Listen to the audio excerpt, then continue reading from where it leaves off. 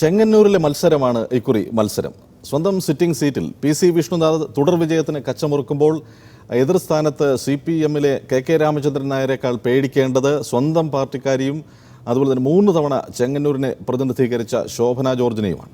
CPM-ലാകട്ടെ ആലപ്പുഴ ജില്ലയിലെ പാർട്ടിയിലെ വിഭാഗീയതയുടെ എല്ലാ പൊട്ടിത്തെറികളും കണ്ടത് ഇത്തവണ ചെങ്ങന്നൂർ മണ്ഡലത്തിലായിരുന്നു. ജില്ലാ സെക്രട്ടറി സജി ചെറിയാനെ സ്ഥാനാർത്ഥിയാക്കാനുള്ള നീക്കമൊന്നും സംസ്ഥാന നേതൃത്വം അംഗീകരിച്ചില്ല. ജില്ലാ സെക്രട്ടറിമാരുടെ കൂട്ടത്തിൽ ഇളവ് ലഭിക്കാതെ പോയവരിൽ ഒരാൾ ആണ് സജി ചെറിയാൻ. ഒടുവിൽ നറുക്ക് വീണത് ആകട്ടെ KK രാമചന്ദ്രൻ നായർക്കും. അതുപോലെ തന്നെ BJPക്ക് വളരെ ശക്തമായ വേരോട്ടമുള്ള ഒരു മണ്ഡലം ആണ് ചെങ്ങന്നൂർ. അവിടെ മത്സരിക്കുന്നതാകട്ടെ പാർട്ടിയുടെ മുൻ അധ്യക്ഷൻ PS ശ്രീധരൻ പിള്ളയും. ഇവരെല്ലാവരും ചേർന്ന് PC വിഷ്ണുനാഥും ശോഭന ജോർജും KK രാമചന്ദ്രൻ നായരും PS ശ്രീധരൻ പിള്ളയും ചേർന്ന് വളരെ ശക്തമായ ഒരു ചതുഷ്കോണ മത്സരത്തിൻ്റെ അരങ്ങ് ആക്കിയിരിക്കുന്നു ചെങ്ങന്നൂരിനെ. ചെങ്ങന്നൂരിൽ നിന്ന് ഏറ്റവും ഒടുവിലത്തെ വിശേഷങ്ങൾ നമുക്ക് കേൾക്കാം. നമുക്ക് സനൽകുമാറുമായി ബന്ധപ്പെടാം ടെലിഫോൺ ലൈനിൽ. സനൽകുമാർ, കേൾക്കാമോ? കേൾക്കാം. ഇപ്പോൾ കോൺഗ്രസിന്റെ ഒരു പ്രതീക്ഷ അല്ലെങ്കിൽ എങ്ങനെ വിഭജിച്ചു പോകാൻ സാധ്യതയുണ്ട് ചെങ്ങന്നൂരിലെ വോട്ടുകൾ? ഇതിനകം നടന്ന നിയമസഭാ തെരഞ്ഞെടുപ്പിൽ 9 തവണയും ചെങ്ങന്നൂർ മണ്ഡലത്തിൽ വിജയിച്ച കോൺഗ്രസ് നേതൃത്വം കൊടുക്കുന്ന മുന്നണിയാണ്. 1991 മുതൽ തുടർച്ചയായി UDF-ന്റെ ഭരണമാണ് മണ്ഡലത്തിൽ. UDF-ന്റെ കോട്ടയായിട്ടാണ് ചെങ്ങന്നൂർ അറിയപ്പെടുന്നതെങ്കിലും LDF-നും BJPക്കും ഇവിടെ ശക്തമായ സ്വാധീനവും വോട്ട് ബാങ്കുമാണ് ഉള്ളത്. ഇത്തവണ മുൻ MLA ശോഭന ജോർജ് വിമതയായി മത്സരരംഗത്തെത്തിയതാണ് മണ്ഡലത്തിൽ ചതുഷ്കോണ മത്സരത്തിന് വഴിതെളിഞ്ഞത്.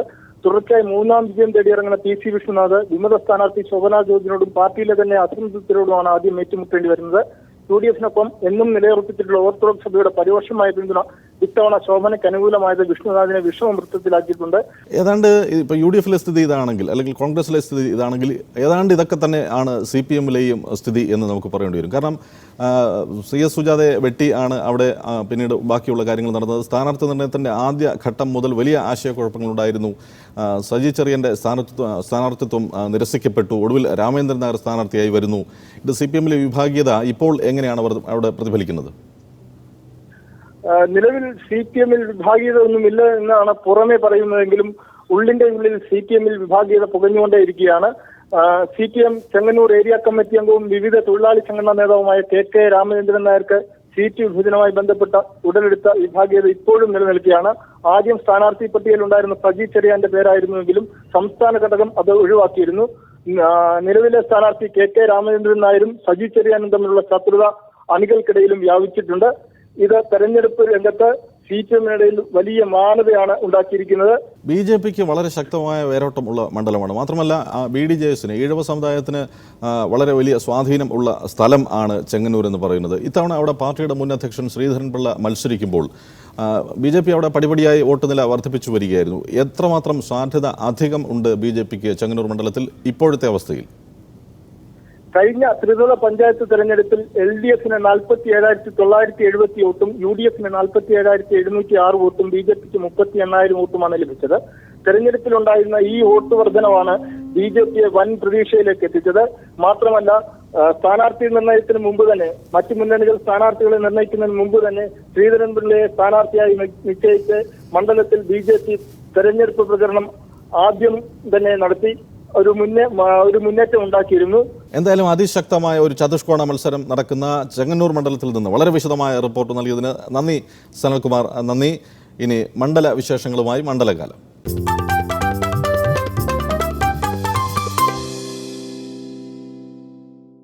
സംവരണ മണ്ഡലമായ കുന്നത്തൂരിൽ ഈ തെരഞ്ഞെടുപ്പിലെ ഏറ്റവും പ്രധാനപ്പെട്ട വിഷയം സിറ്റിംഗ് MLA കോവൂർ കുഞ്ഞുമോൻ തന്നെയാണ്. തിരഞ്ഞെടുപ്പിന് മുൻപ് മുന്നണി മാറി LDF-ൽ എത്തിയ കുഞ്ഞുമോൻ രാഷ്ട്രീയ വഞ്ചന കാട്ടിയെന്നാണ് ഈ തെരഞ്ഞെടുപ്പിൽ UDF-ന്റെ ഏറ്റവും ശക്തമായ ആരോപണം. അതുകൊണ്ട് തന്നെ ഇതിന് മറ്റൊരു വിജയത്തിലൂടെ മറുപടി പറയാനുള്ള കൊണ്ടുപിടിച്ച ശ്രമത്തിലാണ് കുഞ്ഞുമോൻ. മഞ്ജിത്ത് വർമ്മയുടെ റിപ്പോർട്ട്. മുന്നണികൾ കളം മാറി ചവിട്ടിയെന്ന ആരോപണത്തെ എങ്ങനെയും മറികടക്കാനുള്ള ശ്രമത്തിലാണ് കുന്നത്തൂരിൽ കോവൂർ കുഞ്ഞുമോൻ. സ്വന്തം പാർട്ടി പ്രഖ്യാപിച്ച് RSPക്കാരെ മൊത്തം പിണക്കി LDF-ൽ ചേക്കേറിയ കോവൂരിന് ഇത്തവണ ജയിച്ചേ തീരൂ. ഡെപ്യൂട്ടി സ്പീക്കർ സ്ഥാനത്തിന്റെ പേരിൽ പാർട്ടിയെയും മുന്നണിയെയും ചതിച്ചെന്ന ആരോപണം അടിസ്ഥാനരഹിതമാണെന്ന് കോവൂരിന് തെളിയിക്കണം. സ്ഥാനമോഹിയല്ലെന്ന് വോട്ടർമാരെ ബോധ്യപ്പെടുത്താനുള്ള ശ്രമത്തിലാണ് കോവൂർ കുഞ്ഞുമോൻ. അഴിമതിക്കെതിരെ സന്ധിയില്ലാ സമരം നടത്തിയിട്ടുള്ള റവല്യൂഷണറി സോഷ്യലിസ്റ്റ് പാർട്ടി അഴിമതി കൂടാരത്തിലേക്ക് പോയി.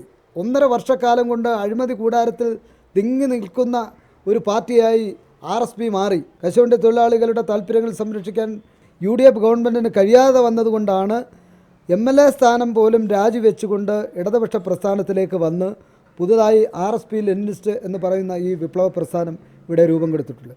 RSPയുടെ ഉറച്ച കോട്ടയായ കുന്നത്തൂർ ഒരിക്കൽ മാത്രമേ അവരെ ചതിച്ചിട്ടുള്ളൂ. 1982 കല്ലട നാരായണന്റെ തോൽവിക്ക് ശേഷം കുന്നത്തൂർ RSPയെ കൈവിട്ടിട്ടില്ല. എന്നാൽ ഇത്തവണ അതുണ്ടാകുമോ എന്ന ഭീതിയിലാണ് RSP. പലതവണ മുന്നണി കളം മാറ്റം ചവിട്ടി തങ്ങളെ ചതിച്ച കോവൂരിനെ എങ്ങനെയും തോൽപ്പിക്കാനുള്ള വാശിയിലാണ് RSP. അതിനായി കോവൂരിന്റെ അടുത്ത ബന്ധുവായ ഉല്ലാസ് കോവൂരിനെയാണ് RSP ഇത്തവണ രംഗത്തിറക്കിയിരിക്കുന്നത്. വലിയ വിശ്വാസവഞ്ചനയുടെയും വലിയ കാലുമാറ്റത്തിൻ്റെയും ഒരു കളം കൂടിയാണ് കുന്നത്തൂരിലെ തെരഞ്ഞെടുപ്പ് രാഷ്ട്രീയം. അതിന് കുന്നത്തൂരിലെ ജനങ്ങൾ ശക്തമായ മറുപടി നൽകും എന്നുള്ള ഒരു ആത്മവിശ്വാസത്തിൽ തന്നെയാണ് UDF ക്യാമ്പുകൾ ഒറ്റക്കെട്ടായി മുന്നോട്ട് പോകുന്നത്.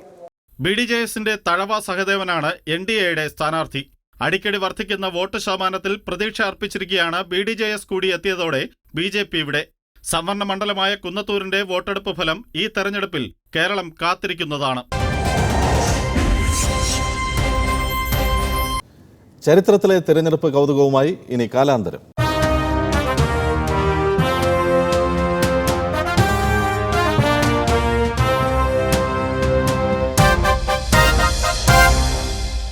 അപരന്മാരെ പേടിക്കാത്ത നേതാക്കളുണ്ടോ? അപരശല്യം കൊണ്ട് പൊറുതിമുട്ടി അതിൻ്റെ എല്ലാ ബുദ്ധിമുട്ടുകളും അറിഞ്ഞവരാണ് നമ്മുടെ പ്രമുഖ നേതാക്കളെല്ലാം പഴയ തിരഞ്ഞെടുപ്പുകളിൽ. അപരനെ പേടിച്ച് സ്വന്തം പേര് മാറ്റേണ്ടി വന്ന ഒരു പ്രമുഖ നേതാവുണ്ട് നമുക്ക്, അന്തരിച്ച മുൻ സ്പീക്കർ G. കാർത്തികേയൻ. 2006 നിയമസഭാ തെരഞ്ഞെടുപ്പിൽ ആര്യനാട് മണ്ഡലത്തിൽ അപരന്മാരെ വെട്ടാൻ തൻ്റെ പേരിനൊപ്പം സ്ഥലപ്പേര് കൂടി ചേർക്കേണ്ടി വന്നു കാർത്തികേയന്. ആ കഥയാണ്, ആ കൗതുകമാണ് ഇന്നത്തെ കാലാന്തരത്തിൽ മഞ്ജിത് വർമ്മ പറയുന്നത്. പാരകളെ പേടിച്ച് കാർത്തികേയൻ പേര് വളർത്തുന്നു. 2006 ഏപ്രിൽ 11 കേരള കൗമുദിയിലാണ് കാർത്തികേയൻ എന്ന GKയുടെ ഈ ധർമ്മസങ്കടം വാർത്തയായത്. സ്വന്തം പേരിലുള്ള അപരന്മാർ സ്ഥാനാർത്ഥികളായതാണ് GKയ്ക്ക് പാരയായത്. അപരന്മാരിൽ ഒരാൾ മറ്റൊരു G. കാർത്തികേയൻ തന്നെ. രണ്ടാമൻ വെറും കാർത്തികേയൻ. ഇരുവർക്കും തെരഞ്ഞെടുപ്പ് കമ്മീഷൻ അനുവദിച്ച ചിഹ്നങ്ങളും സാക്ഷാൽ കാർത്തികേയന്റെ കൈപ്പത്തി ചിഹ്നത്തിന് സമാനം. അപരന്മാരുടെ ചിഹ്നങ്ങൾ യഥാക്രമം ഷട്ടിൽ കോർക്കും ഗ്ലാസ് ടംപ്ലറും. ബാലറ്റ് പേപ്പറിൽ ഇവ അച്ചടിച്ചു വരുമ്പോൾ കൈപ്പത്തി ചിഹ്നത്തിന്റെ കൈവിരലുകൾക്ക് സമാനമായി ഷട്ടിൽ കോക്കും ടംപ്ലറും വരുമെന്ന് G. കാർത്തികേയൻ ഭയന്നു. തന്നെ വേറിട്ട് കാണിക്കാൻ പേര് വ്യത്യസ്തമാക്കുക അല്ലാതെ മറ്റു വഴിയില്ലെന്ന് GK തീരുമാനിച്ചു. വോട്ടിംഗ് യന്ത്രത്തിൽ തന്റെ പേര് G. കാർത്തികേയൻ ആര്യനാട് എന്നാക്കാൻ അദ്ദേഹം റിട്ടേണിംഗ് ഓഫീസർക്ക് അപേക്ഷ നൽകി. അപരന്മാർക്കെതിരെ കാർത്തികേയൻ കമ്മീഷന് പരാതി നൽകിയിരുന്നെങ്കിലും അതിൽ നടപടിയുണ്ടാക്കാത്തതും പേരുമാറ്റത്തിന് കാരണമായി. ജന്മസ്ഥലം വർക്കലയാണെങ്കിലും കർമ്മസ്ഥലം ആര്യനാട് ആയതിനാലാണ് പേരങ്ങനെയാക്കിയതെന്ന് കാർത്തികേയൻ പറഞ്ഞു. പോസ്റ്ററുകളിലും നോട്ടീസുകളിലും കാർത്തികേയന്റെ പേരിൽ പിന്നീട് സ്ഥലപ്പേര് ചേർന്നു. TJ ചന്ദ്രചൂഡിനോട് 2000-ഓളം വോട്ടിന് കാർത്തികേയൻ കഷ്ടിച്ചു ജയിച്ചു അത്തവണ. GKയുടെ ഭീതി വെറുതെ ആയിരുന്നില്ല. അപരന്മാർ രണ്ടുപേരും കൂടി അന്ന് നേടിയത് 600-ലധികം വോട്ടുകളാണ്. ആക്ഷേപഹാസ്യത്തിന്റെ മൂർച്ചയുമായി ഇനി TK സുജിത്തിന്റെ കാർട്ടൂൺ പങ്ക്തി വരയും ചിരിയും. തിരഞ്ഞെടുപ്പ് ഫലം പുറത്തു വരുമ്പോൾ VS-ഉം പിണറായിയും തമ്മിലുള്ള തല്ല് കൂടുതൽ ശക്തമാകുമെന്നാണ് മുഖ്യമന്ത്രി ഉമ്മൻചാണ്ടിയുടെ പ്രസ്താവന. വളരണം ഈ നാട്, തുടരണം ഈ ഭരണം എന്ന UDFന്റെ പരസ്യവാചകം കൂടി മനസ്സിൽ വെച്ചിട്ട് വേണം ഇന്നത്തെ വരയും ചിരിയും ആസ്വദിക്കാൻ.